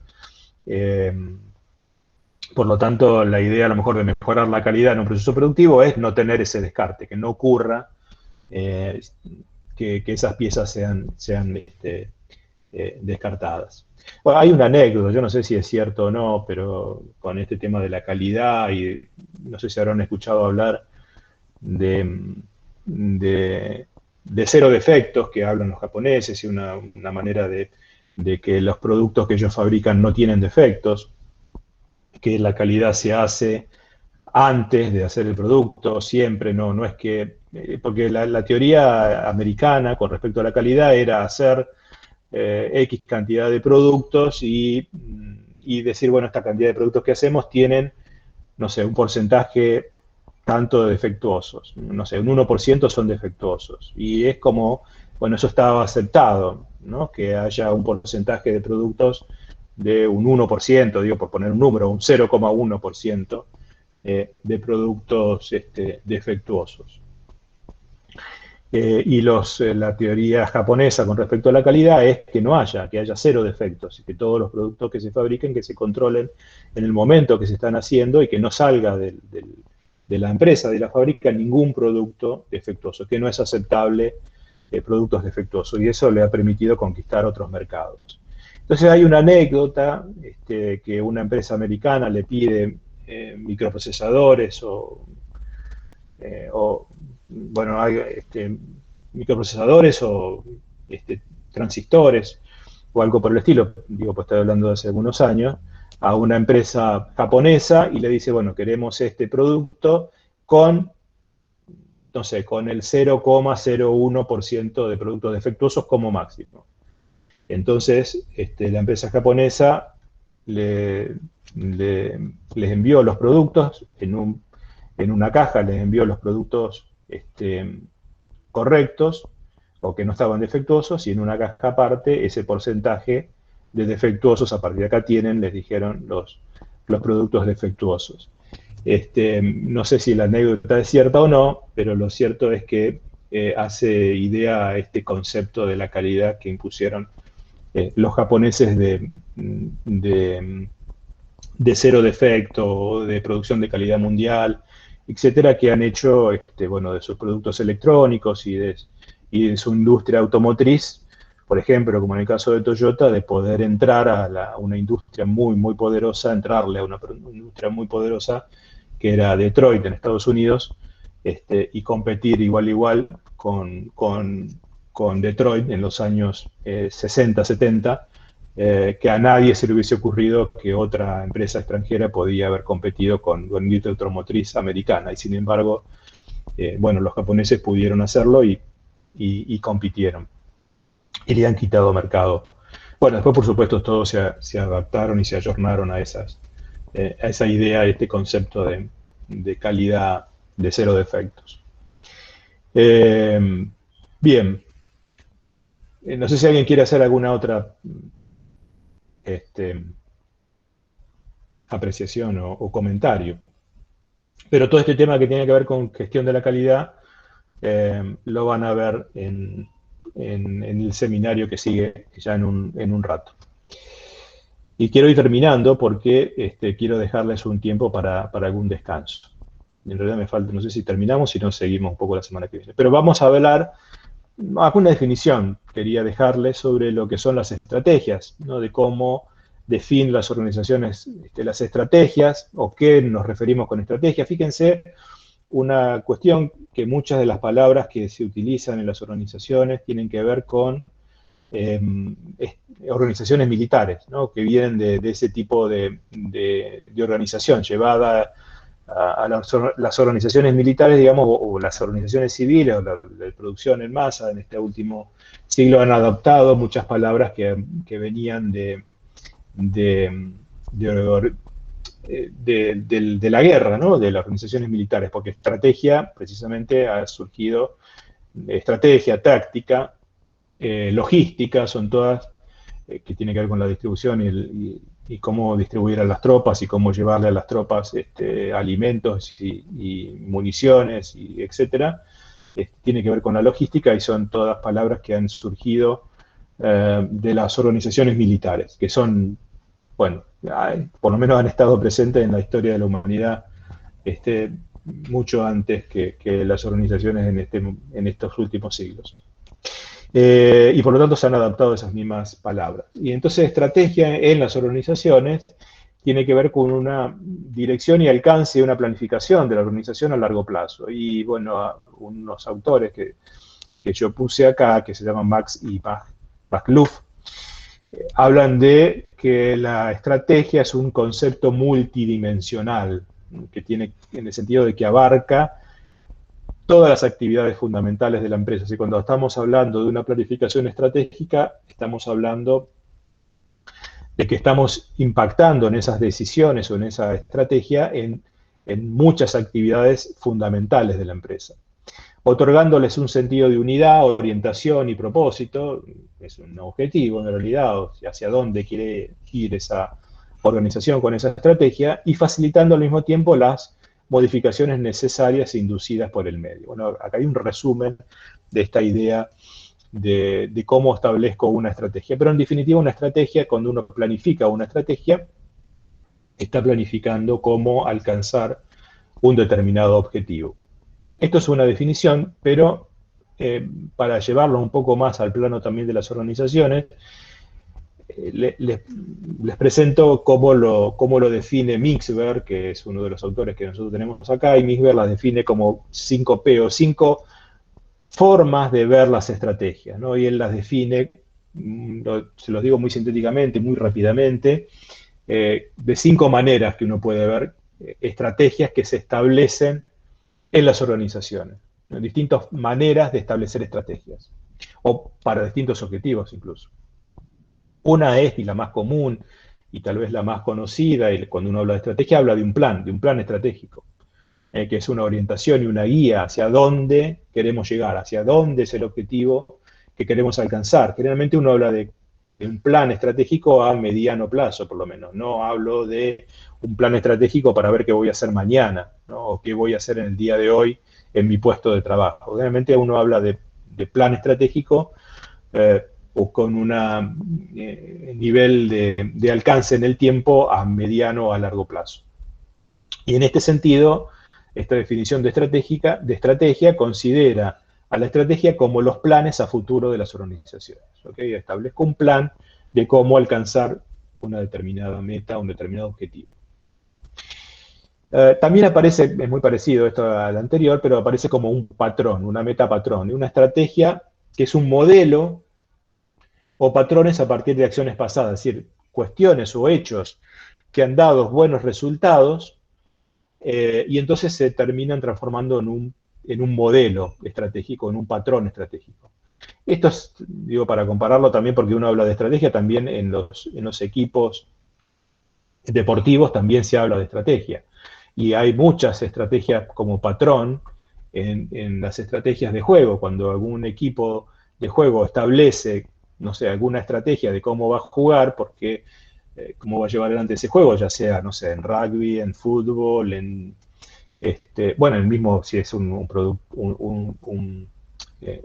deporte individual como el tenis o la natación, cómo va a ser esa estrategia que va a llevar adelante ese competidor o ese equipo que le ha dado resultados en otras competiciones o que ha tenido buenos éxitos con esa manera de llevar adelante su juego, la deja como un modelo. Entonces establecen una determinada estrategia de cómo hacer. Se ve, qué sé yo, en el fútbol, por ejemplo, cómo hacen, no sé, el tiro, como es un tiro libre o un córner, ¿no? Cómo van a patear ese córner, si lo patean al centro, si lo patean corto, etc. Bueno, son estrategias que ya han practicado y que lo tienen como un modelo. Lo mismo pasa en las organizaciones. Frente a determinados hechos ya tienen una estrategia a seguir. Una tercera, que esta también es muy conocida, que tiene que ver con la manera de competir y cómo se va a posicionar en el mercado una organización, tiene que ver con la posición. Cómo define su estrategia posicional dentro del mercado, cómo va a competir frente a otros competidores. Por ejemplo, si va a competir teniendo un producto de alta calidad, si va a competir con un producto de bajo precio, si va a competir con un producto que es diferente a todo el resto, porque es un producto, no sé, hecho casi a medida del consumidor, etc. Tiene que ver con esa, ¿no? Con la estrategia competitiva. Como dice acá, para el desarrollo de un determinado producto en el mercado. Cómo se va a posicionar en el mercado. Esto tiene que ver con estrategia competitiva. Estrategia para los clientes y el mercado externo. Esto tiene que ver con Porter, nosotros no vamos a ver eso acá, pero ese posicionamiento tiene que ver con el marketing también, ¿no? Cómo la empresa va a desarrollar su estrategia de marketing. Cuando hablamos de estrategia de marketing, tiene que ver con este posicionamiento en el mercado. Si es, por ejemplo, un producto de un determinado nicho de mercado, o si va a fabricar un producto no para nicho, sino para un consumo masivo. La cuarta tiene que ver con la perspectiva, que son estrategias hacia el interior de la organización, ¿no? Son las que se toman hacia el interior de la organización y hacia la visión principal de la empresa. Pero tiene que ver con estrategias hacia el interior, ¿no?, de la organización para visualizar esa definición de visión principal de la empresa. Otra manera que dice Mixberg que se pueden definir o establecer estrategias. Y una última, también que aparece muchas veces, que la llama, en inglés se llama procedure, que la podríamos traducir como pauta de acción, que son acciones realizadas con el fin de burlar o de confundir o de engañar a un competidor. Se establece una determinada, o se dice que se va a estar llevando adelante una estrategia o se está haciendo algunas acciones cuando en realidad lo único que se quiere hacer es engañar de alguna manera a los competidores. Y acá yo encontré una definición que me pareció muy graciosa de hace un tiempo de Gallardo, que sigue siendo director técnico de River, que la hizo en el año 2018 después de que ganó la Supercopa Argentina, que River venía jugando muy mal en ese tiempo. Entonces él dice: en estos 2 meses en los que veníamos jugando muy mal, fueron parte de la estrategia. Nosotros sabíamos cómo jugaba Boca, le tenía que ganar a Boca la Copa, y ellos no sabían cómo jugábamos nosotros. Esto fue una estrategia de estos 2 meses, el jugar muy mal. O sea que, como lo dijo creo que jocosamente o de manera descargada, diciendo veníamos jugando mal para no mostrarle a nuestro competidor, a Boca, cómo jugamos, para no mostrarle cómo era nuestra estrategia de juego. La idea es un poco esa en las empresas, en las organizaciones también, de a veces mostrar estrategias o acciones que tratan de engañar a los competidores. Lo que pasa es que encontrar ejemplos de esto en las empresas es difícil, porque si justamente lo que se quiere hacer es una especie de confusión o de engaño a los competidores, no te van a reconocer que te están engañando, porque si no, no sería la idea. Pero hay una anécdota también, volviendo a las anécdotas, de las empresas de Thomas Edison, que estaba desarrollando, tratando de encontrar la bomba incandescente. Miren de cuántos años le hablo, de hace más de 100 años, esto lo pueden googlear y lo van a encontrar, cómo Thomas Edison engañó a otros inventores que estaban tratando de lograr lo mismo, de lograr a través de un paso de electricidad una lamparita que dé luz y que no se queme a los 5 o 10 minutos de estar encendida. ¿Alguien quiere decir algo? ¿No era conocido como aquel que robaba las patentes? Sí, también. Era conocido como que se quedaba con las patentes de algunos de sus empleados, que lo patentaba. El más conocido fue el de Tesla, ¿no?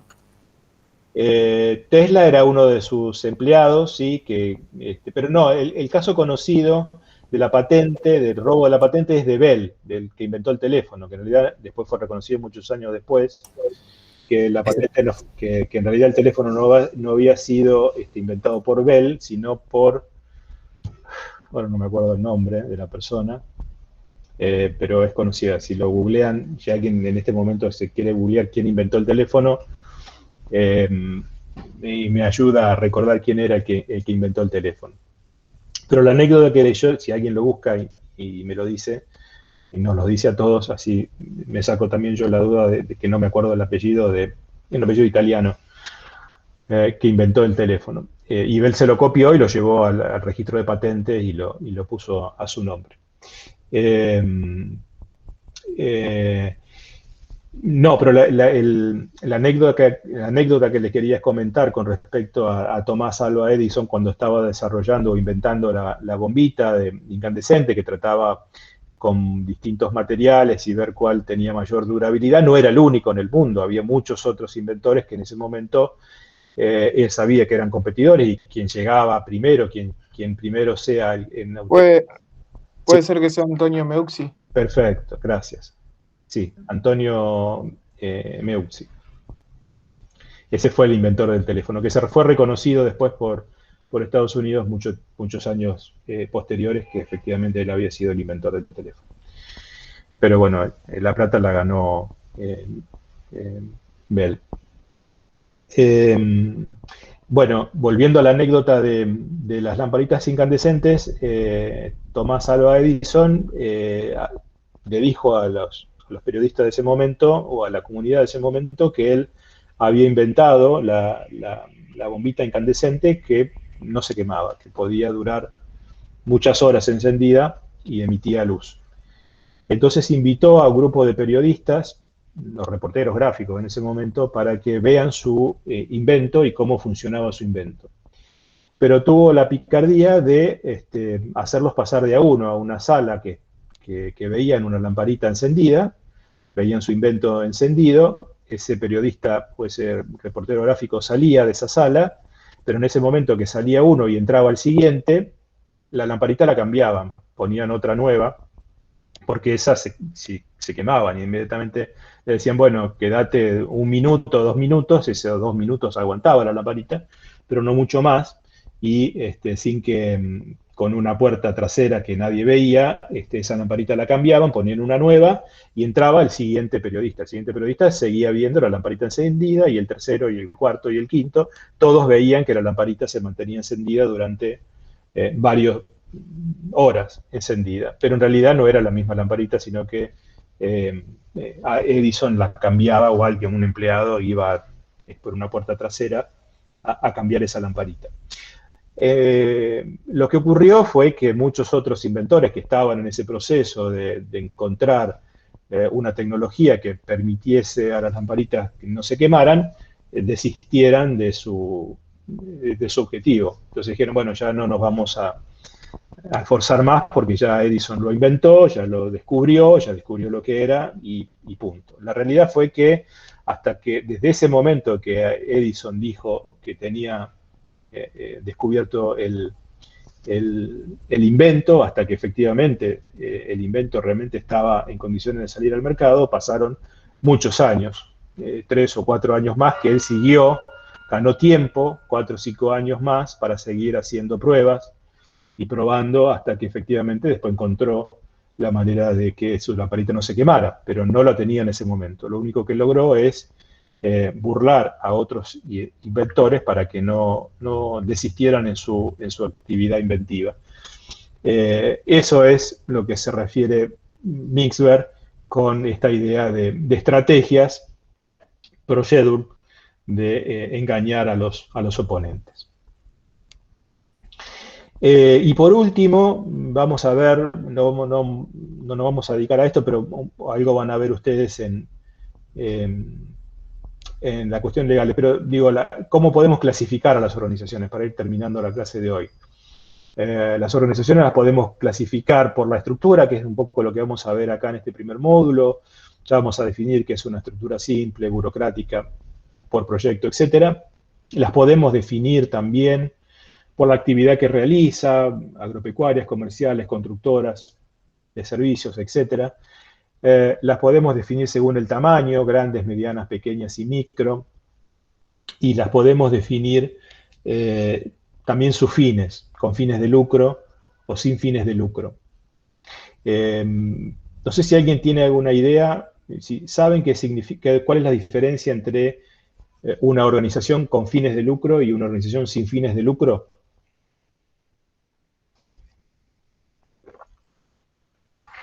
Organización con fines de lucro, digamos, es la que, bueno, su fin es que los acreedores, digamos, obtengan dinero.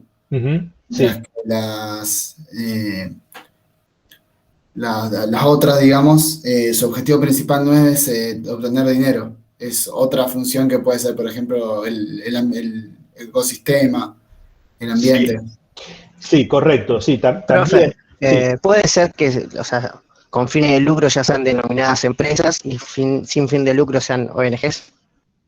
En general se da esa característica. Las con fines de lucro son empresas y las sin fines de lucro son tipo ONG. En realidad, las dos pueden ganar dinero, tanto las que son con fines de lucro y las que son sin fines de lucro. Un club, por ejemplo, puede ser un club social, no no sé, no como el PSG, que es de una empresa, o el fútbol europeo, que son todos dueños de los clubes, pero un club de los nuestros, tal vez, que son socios, son clubes sociales, que son sin fines de lucro.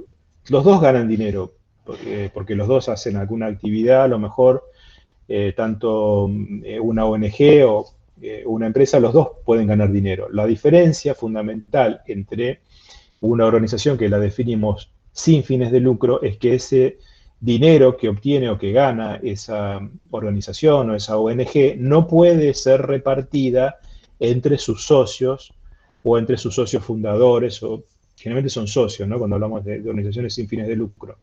Sino, no puede ser repartida esas ganancias entre los que crearon, los que fundaron esa organización. Así que no tiene dueños.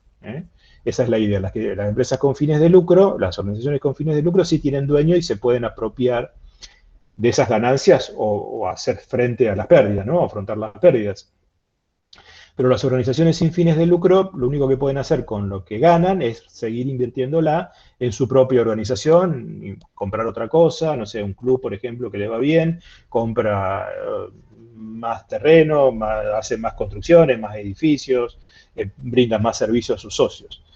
Y el día que se disuelve, si llegase a disolver, en su constitución, en su estatuto de creación, debería estar establecido a dónde iría la ganancia obtenida o su capital obtenido, a qué otra institución sin fines de lucro, eso por lo menos lo que establece la legislación argentina, a qué institución debería ser destinado el dinero, los capitales que le queden a esa organización cuando esa organización o esa ONG decidiese desaparecer, ¿no? Decidiese deshacerse, o me sale destruirse, pero no, tampoco es fundirse, quiere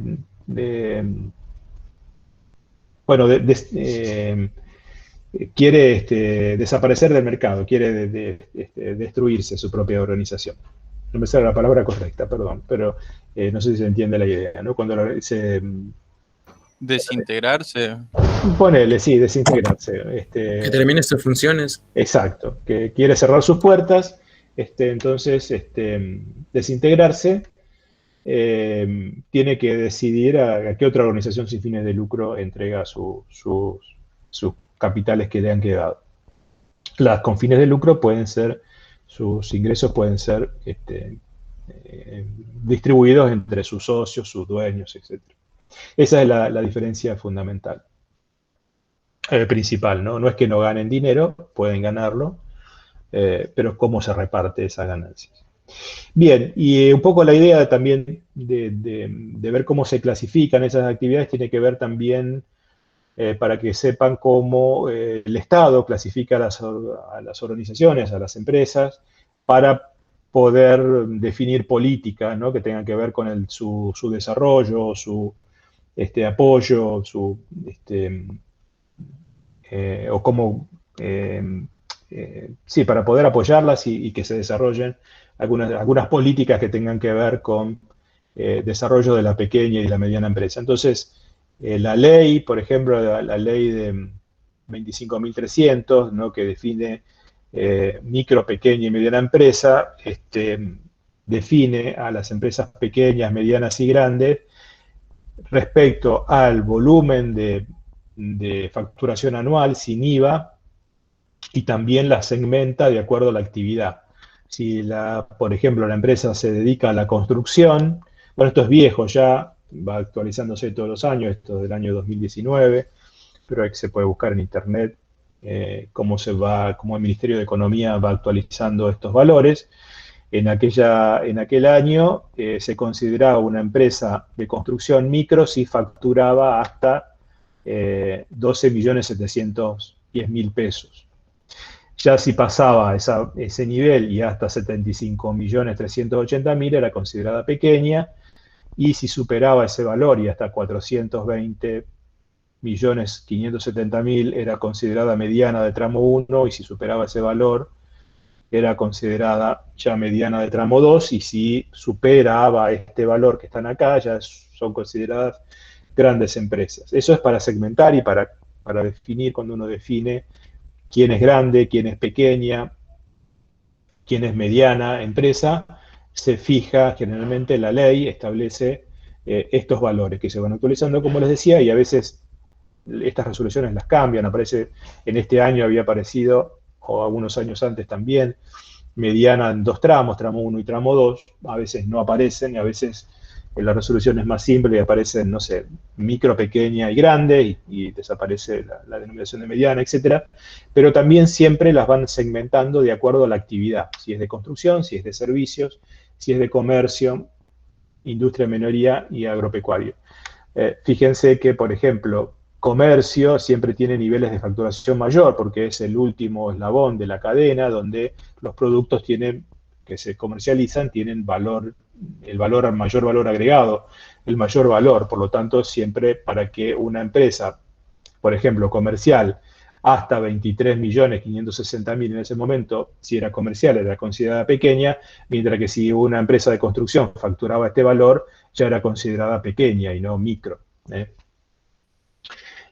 Simplemente también por eso esa es la idea. También a veces uno dice, y quiero que se queden con esta idea, uno piensa micro, pequeña y mediana empresa de acuerdo a la cantidad de empleados que se tiene. En realidad, esa es una manera también de verlo, pero la ley no toma ese tipo de definición de la cantidad de empleados que tiene, porque también depende qué nivel de productividad tengan sus empleados en esa organización, y eso depende de la dirección de la organización para que esa empresa sea una pequeña, mediana o grande. Sí, puedo tener una empresa muy grande, o la considero grande, porque tiene muchísimos empleados, pero que la productividad de sus empleados, de su mano de obra, sea muy baja, y la facturación sea muy baja, y en realidad para el Estado eso significa que no es una grande, sino que es una mediana o pequeña, una pequeña empresa. Entonces, para ser más exactos y además la cantidad de personal empleado, bueno, puede cambiar permanentemente, pueden entrar nuevos o ser despedidos empleados, por lo tanto hay que estar midiendo de una manera más compleja de cómo determinar la cantidad de empleados que tiene cada empresa en cada momento, pero la facturación siempre es lo que se declara, por lo menos, o debería declararse la facturación en blanco, ¿no? Por supuesto.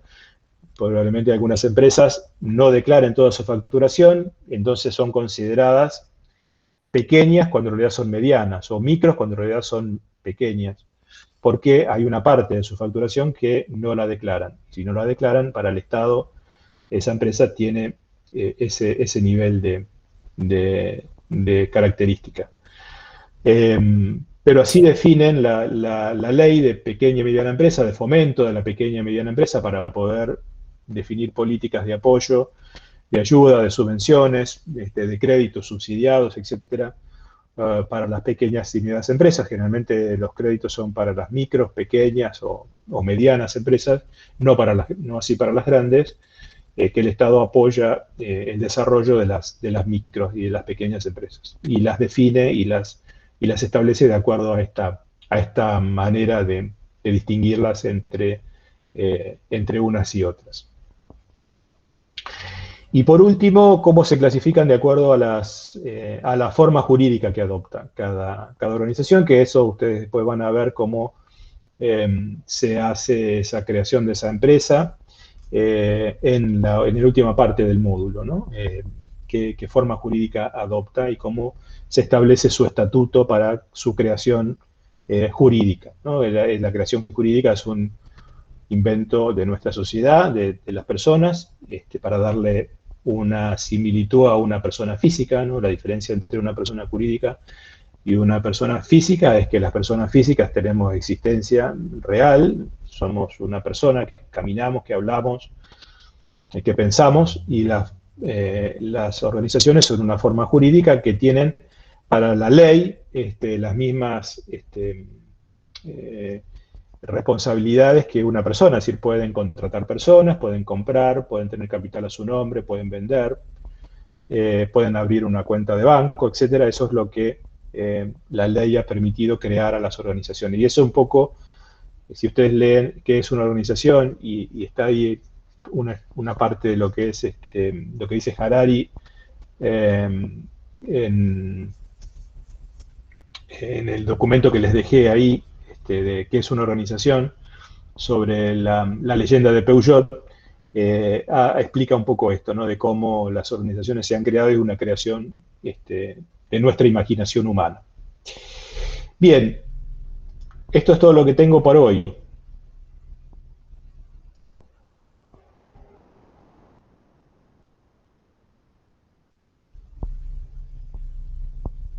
¿Están ahí? ¿Ya se cansaron? No sé si terminan. Estamos acá, profe, estamos acá. Bueno, no sé si tienen alguna duda, alguna pregunta, alguna consulta. Si no, seguimos el próximo lunes, 18:30 horas, y por supuesto tienen el correo electrónico. Cualquier duda, o me consultan por la plataforma o por correo electrónico, como a ustedes les sea más útil. Bueno, muchas gracias. Por mi parte, ninguno, profe. Se entendió todo. Me alegro, me alegro. Gracias por la clase. Lo único que les dejo también ahí, fíjense que tienen una multiple choice para que ustedes contesten y se autoevalúen lo que se ha entendido, si se ha entendido, etcétera, y que queden los temas ya comprendidos.